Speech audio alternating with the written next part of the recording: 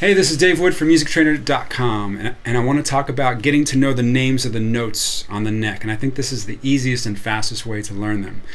If you just did the half steps and whole steps with me, we learned the E and the A string, okay?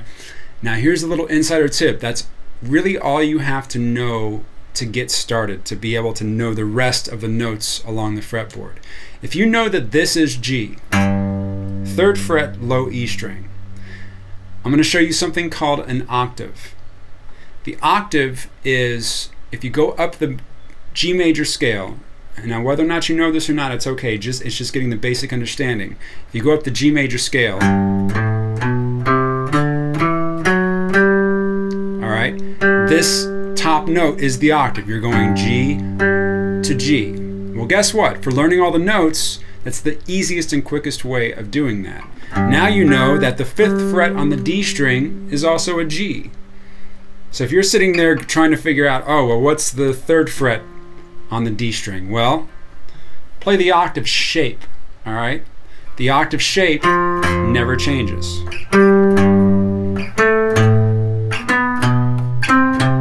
All right, so you've just learned all the notes on the D string by association. You now know that if this is G, if this is G, that's G also, okay?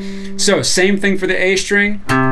If this is C, this is C. The octave shape is the exact same. So now, instead of just knowing 2 strings, you now know 4 strings.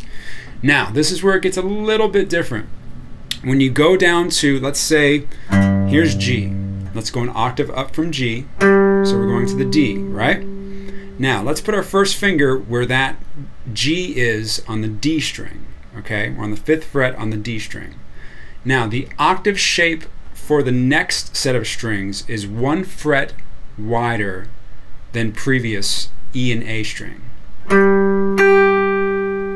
Okay, so this G on the D string is now this G on the B string. All right, now that shape also works for the other notes as well. So if you go to the C note on the A string,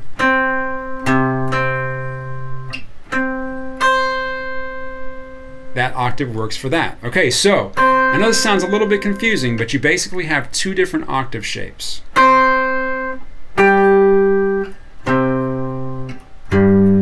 Okay, for the first 2 strings, it's 1 fret in between the notes.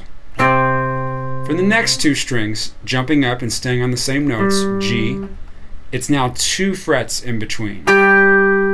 Okay, so this can be a little confusing to start, but here's my example. Here's how we're going to learn this, okay? Start with G, the note G, right? So you have a G here. This is now called the note drill. You have a G here, you also have a G here. We're going to find all the G's going straight down the strings. So G, G, G. Now, your next string, open G, right? Pretty easy. But now, this is my G also. I knew that because I saw the octave shape. If I were to play all 3 of these and stretch my hand out, I can get all the way up there, right? So G, G, G, G, G, and then also knowing that my 2 E strings are the same thing, 3rd fret, voila. So there's your G, okay? Then you play that backwards. G, G,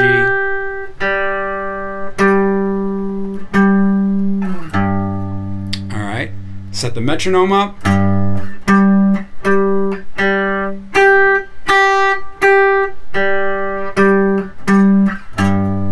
Voila. Do the same thing for C. Got a C here, got a C here, right?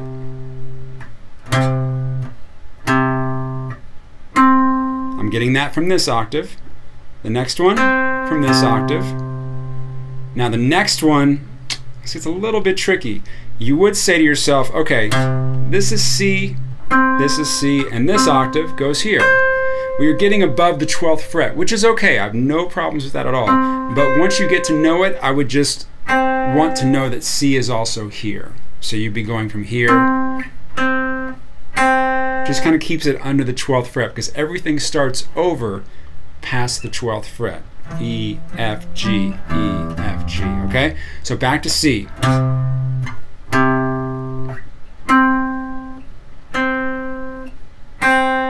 And then my high E string, same as my low E string. Voila.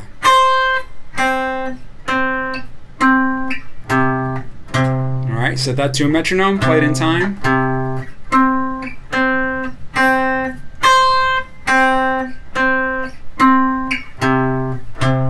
Suddenly you know all the names of all the notes. And you can communicate that with other people and be able to tell them exactly what you're playing. And that's it for the note drill.